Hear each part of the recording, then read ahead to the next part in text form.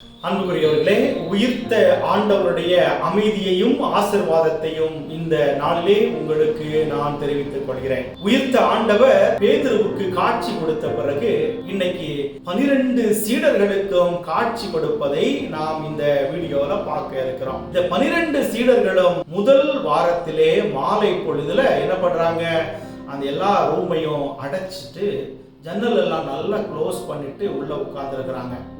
எதற்காக அவங்க உட்கார்ந்து இருக்கணும்? எல்லாருக்குமே காற்று வாங்குறது ரொம்ப பிடிக்கும். அப்ப அந்த சீடர்களுக்கும் ஆசை இருக்கும் இல்லையா, நல்ல ஒரு காற்று வரணும், நல்ல சுவாசிக்கணும், சந்தோஷமா இருக்கணும்.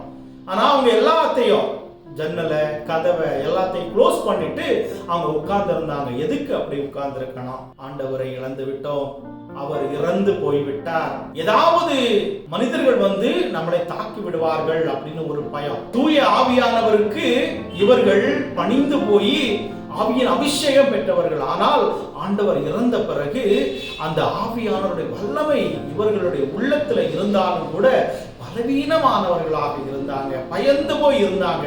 இந்த நேரத்துல தான் பூட்டி இருந்த கதவுகளுக்கு மத்தியிலே அந்த கதவுக்கு உள்ளாடி ஆண்டவர் வந்து எல்லா சீடர்களையும் பார்த்து, உங்களுக்கு அமைதி உரித்தாகுக, பீஸ் பி வித் யூ அப்படின்னு சொல்லி முதல்ல கிரீட் பண்றாரு. எல்லா சீடர்களுக்கும் ஆண்டவர் உயிர்ப்பினுடைய மகிழ்ச்சியை, ஆசீர்வாதத்தை அவர் வெளி கொடுக்கிறார். அன்புக்குரியவர்களே, இந்த நேரத்துல ஒரு செய்தி நடக்குது. இயேசுவை பார்த்த உடனே எல்லாரும் பயந்து போறாங்க. உண்மையிலேயே இது வந்து ஒரு அசுத்த ஆவியாக இருக்குமோ, இது ஒரு கோஸ்டா இருக்குமோ? இயேசு உயிர்த்தெழுந்தால் கூட அந்த ஒரு ஆவியான ஆவி மட்டும் இங்க வந்திருக்குமோ அப்படின்னு பயப்படுறாங்க. அவருடைய பயத்தை போக்குவதற்காக என்ன பண்றான்னா, எல்லா சீடர்களோடும் சேர்ந்து உணவருந்துகிறார், ஜெபிக்கிறார், அவர் கூடவே இருக்கிறார். அப்பதான் இவனுக்கு தெரியுது, உண்மையிலேயே இது உயிர்த்த ஆண்டவர் தான் உடலோடும் ஆவியோடும் நம் மத்தியிலே வந்திருக்கிறார் என்கின்ற செய்தியை கொடுக்கிறார். அடுத்ததாக பார்க்கிறோம், தோமையார். நமக்கு எல்லாருமே தெரியும், அவர் ரொம்ப தைரியசாலி. எல்லா சீடர்களும் பயந்து போய் மேலறையில உட்கார்ந்து இருக்கிறாங்க, வீட்டுக்குள்ள அடைஞ்சு போய் இருக்கிறாங்க. ஆனா இந்த தோமையார் மட்டும் வெளியில அவர் போயிருக்கிறாரு. கொஞ்ச நேரம் கழிச்சு உள்ள வர்றார். உள்ள வந்த உடனே எல்லா சீடர்களும் ஆச்சரியமாக போய் சொல்றாங்க, தோமையாரே இங்க வாங்க, நாங்க உயிர்த்த ஆண்டவரை கண்டோம், அவர் எங்க கூட தான் இருந்தாரு, எங்க கூட சாப்பிட்டாரு, ஜெபிச்சாரு, எங்களோட பேசினாரு அப்படின்னு சொல்ல அந்த உயிர்ப்பினுடைய அந்த சாட்சியாக இவங்க சொல்றாங்க. ஆனா தோமையார் நம்புற மாதிரியே இல்லை. அவர் சொல்றாரு, நான் நம்ப மாட்டேன், இயேசு உயிர்த்தெழுந்தான்னு சொன்னா நான் நம்பவே மாட்டேன். ஏன்னா அவரை நான் ரொம்ப நம்புறேன், என் கூட தான் இருப்பாரு, நம்ம இன்னும் ரொம்ப வருஷமா நம்ம வாழலாம், அவர் ஒரு அரசனாக மாறுவார், அரசாட்சி செய்வார்னு சொல்லி நான் ரொம்ப நம்பினேன். ஆனா அவர் கைவிட்டுட்டு போயிட்டாரே, அவர் உயிர்த்தெழுந்தான்னு சொன்னா நம்பவே மாட்டேன். நான் எப்ப நம்புவேன்? அவரை பார்த்து, அவர் கைகளிலும் கால்களிலும் உள்ள தழும்புகளை பார்த்து, அவருடைய விழாவில் ஏற்பட்ட அந்த காயங்களில் என்னுடைய விரலை விட்டு பார்த்தால் ஒழிய நம்ப மாட்டேன்னு சொல்றார். வீர வார்த்தைகளை பேசுறார்.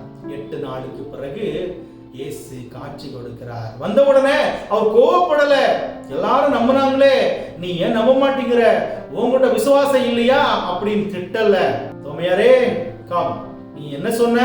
என்னுடைய விழாவிலே உள்ள தழும்புகளில் விரலை விட்டு பார்த்தால் ஒழிய நம்ப மாட்டேன்னு சொன்னியே, வா, இதான் என்னுடைய கைகளில் உள்ள காயங்கள், கால்களில் உள்ள காயங்கள், நீ பார், வந்து உன்னுடைய விரலை விட்டு பார், அப்படியாவது நம்புன்னு சொன்ன உடனே கலங்கி போகிறாரு. என் ஆண்டவரே, என் தெய்வமே, my lord and my God அப்படின்னு சொல்லி விசுவாசத்தை இவர் அறிக்கையிட்டு அங்கே ஆண்டவரிடம் மன்னிப்பு கேட்கிறார். அன்புக்குரியவர்களே, இங்கதான் எல்லோரும் உயிருள்ள சாட்சிகளாக, விசுவாசத்தின் சாட்சிகளாக, தைரியமான சீடர்களாக பணி செய்ய போறாங்க. நம்முடைய வாழ்க்கையில ஆண்டவர் உயிர் திருப்பாரா இல்லையா என்கின்ற குழப்பத்தை சாத்தான் கொண்டு வருவான். பல பிற மத சபையினர் கொண்டு வருவாங்க. அதெல்லாம் நம்ப வேண்டாம். நம் ஆண்டவர் உயிர்த்த ஆண்டவர், உயிருள்ள ஆண்டவர், வரலாற்றில் வாழ்ந்த ஆண்டவர் இன்று நம்மத்தியிலே இருக்கிறானா, நாம் அவரை போற்றணும், புகழணும், ஆராதிக்கணும், மகிமைப்படுத்தணும், அவருக்கு நன்றி செலுத்தணும். எனவே அன்புக்குரியவர்களே, இன்றைய நாளில் நாம் உயிர்த்த ஆண்டவரை நம்புவோம், உயிர்த்த ஆண்டவருடைய சாட்சிகளாக மாறுவோம். அதற்கு நாம நம்பணும், நம்பினதை பிறருக்கு நாம் அறிக்கையிடுவோம். நல்ல மனிதர்களாக வாழ இன்று உயிர்த்த ஆண்டவருடைய வல்லமையை நாம் கேட்போம். அன்புக்குரியவர்களே, இந்த மகிழ்ச்சியினுடைய செய்தியை நீங்கள் பெற்றுக் கொண்டிருக்கின்ற இந்த வேளையில உங்களுக்கு இந்த தமிழ் பைபிள் டிவி சேனல் பிடித்திருந்தால் நீங்கள் சப்ஸ்கிரைப் செய்து உங்களுடைய பேர் ஆதரவை எங்களுக்கும் கொடுத்து இதை பிறருக்கும் நீங்கள் அனுப்பி கொடுத்து எங்களுக்கு நீங்கள் உதவுமாறு கேட்டுக்கொள்கிறேன். God bless you.